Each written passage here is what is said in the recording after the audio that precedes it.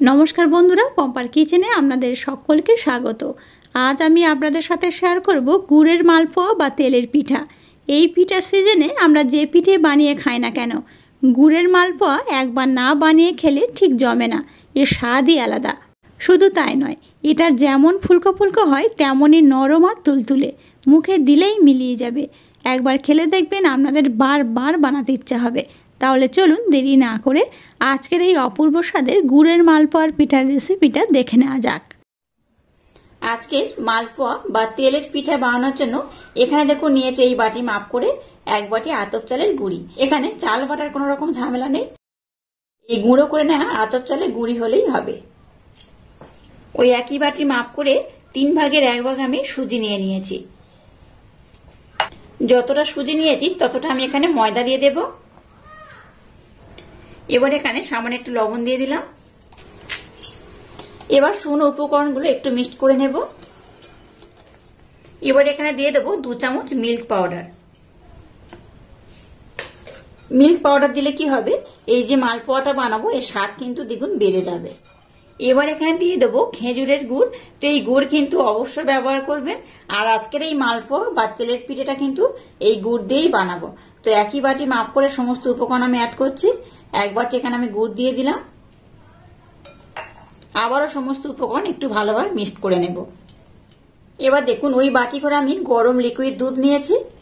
এখানে অল্প অল্প দুধ দেব আর মিশ্রণটাকে খুব সুন্দর করে রেডি করে নেব। আচ্ছা, আজকে যে মালপোয়াটা বানাচ্ছি আপনারা চাইলে কিন্তু দুধের পরিবর্তে এখানে জলও ব্যবহার করতে পারেন। তবে দুধ দিয়ে করলে কি হয় বলুন তো, এই যে মালপোয়াটা বানাবো এর স্বাদ কিন্তু দ্বিগুণ বেড়ে যায়, অসম্ভব সুন্দর খেতে হয়। আমি এখানে 2 রকম দুধই ব্যবহার করছি। আপনাদের হাতের কাছে 1 রকম দুধ থাকলে সেটাও ব্যবহার করতে পারেন। সম্পূর্ণ দুধটা আমি দিয়ে দিয়েছি। মালপোয়া আমরা নানা রকম ভাবে বানিয়ে থাকি, একবার হলেও আমার মতো বানিয়ে দেখবেন, অসাধারণ খেতে হয়। এখানে কিন্তু আরো একটু দুধের প্রয়োজন। আরো হাফ বাটি লিকুইড দুধ আমি নিয়ে নিয়েছি। আর এখানে আমি যে যে উপকরণ ব্যবহার করেছি একই বাটির মাপ করেই ব্যবহার করেছি।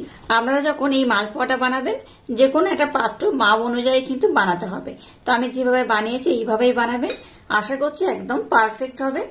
আর একবার আপনারা দেখলে বুঝতেই পারবেন যে এই মালপোয়াগুলো কতটা সুন্দর হবে। আচ্ছা, এখানে দেখুন আমি 1.5 বাটি দুধ নিয়েছিলাম, 1 বাটি দিয়েছি আর একটু পড়ে রয়েছে। এই দুধটাও কিন্তু লেগে যাবে, তবে একটু পরে আমি ব্যবহার করব। যেহেতু সুজি দিয়েছি তাই মিশ্রণটাকে আমি একটু রেস্টে রেখে দেব। আচ্ছা, মালপোয়া বানানোর জন্য যে ব্যাটার বানাবেন এই ব্যাটারটাকে যদি আপনারা আধা ঘন্টা কিংবা 1 ঘন্টা রেস্টে রাখেন তাহলে মালপোয়াগুলো কিন্তু বেশ ফোলে আর খুব নরম হয়, তুলতুলে হয়। তাই এই মিশ্রণটাকে আমি আধা ঘন্টার জন্য কিংবা 1 ঘন্টার জন্য রেস্টে রেখে দেব। তো আধা ঘন্টা কিংবা 1 ঘন্টা রাখলে হবে। আর আপনাদের হাতে সময় যদি কম থাকে 15 মিনিট রেস্টে রাখলেও হবে।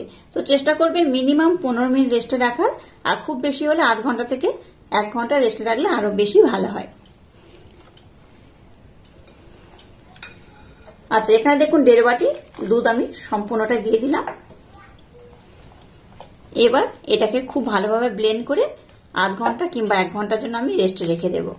আধা ঘন্টা কিংবা 1 ঘন্টা পর আমি আবার ফিরে আসবো আর আপনাদের দেখাচ্ছি ব্যাটার ঘনত্ব কেমন হবে আর কেমন হলে আজকের এই মালপোয়াটা একদম পারফেক্ট হবে। 1 ঘন্টা পর আবার আমি ফিরে এলাম। 1 ঘন্টা পর দেখাচ্ছি, দেখুন ব্যাটার ঘনত্ব কেমন হয়েছে। ব্যাটারটা আগের থেকে দেখুন বেশ ঘন হয়ে গেছে। এতটা ঘন হলে হবে না, এখানে কিন্তু আমি আরেকটু দুধ অ্যাড করব। সামান্য একটু গরম দুধ এখানে আমি অ্যাড করলাম।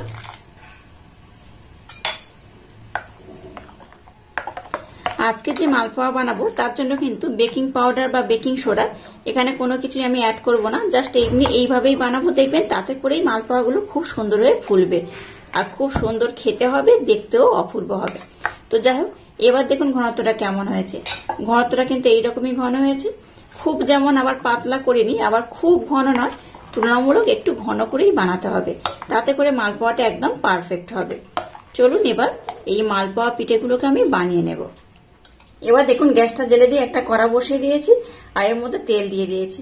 আর তেলটাকে আমি খুব ভালোভাবে গরম করে নিয়েছি। এবার 1 হাতা ব্যাটারের মধ্যে আমি দিয়ে দেব।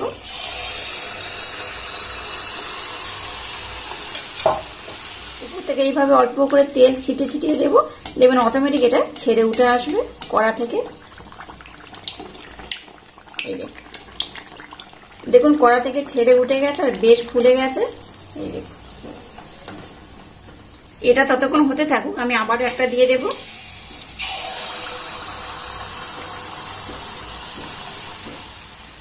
যেহেতু তেলের পরিমাণটা একটু বেশি দিয়েছি, তাই একসাথে আমি কিন্তু 2-3টে করে দিয়ে ভেজে নেব। প্রত্যেকটা দেখুন একদম কিন্তু বলের মতো হয়ে ফুলে যাচ্ছে। এই দেখুন কত সুন্দর হচ্ছে, দেখুন প্রত্যেকটা কিন্তু এইভাবে খুব সুন্দরভাবে হয়ে যাবে। আপনারা চাইলে কিন্তু একটু বেশি লাল বা একটু কম লাল করেও ভাজতে পারেন। তো আমি একটু বেশি লাল লাল করে ভেজে নেব, তাতে করে কি হবে, মালপোয়াগুলো দেখতে খুব সুন্দর লাগবে। প্রথমে যে মালপোয়া দিয়েছিলাম দেখুন, এটা কিন্তু খুব সুন্দরভাবে রেডি হয়ে গেছে। এটাকে আমি উঠিয়ে নেব।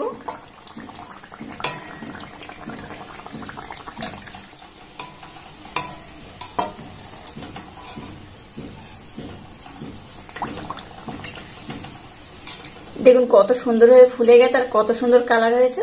সবগুলোকে একই রকম ভাবে আমি ভেজে নেব। আবারও এক হাত আমি দিয়ে দেব।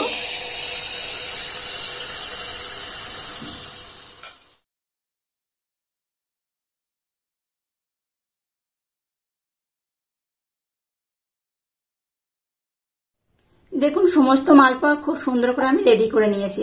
আর মালপোয়াগুলো কত সুন্দর হয়েছে দেখুন।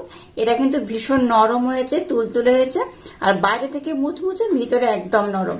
আর কতটা ফুলে গেছে দেখে বুঝতেই পারছেন, একদম কিন্তু ফুলকো ফুলকো হয়ে ফুলে গেছে। একবার হলেও এই মালপোয়াগুলো আমার মতো বানিয়ে দেখবেন, অসাধারণ খেতে হয়। একবার খেলে দেখবেন বারবার বানাতে ইচ্ছা হবে।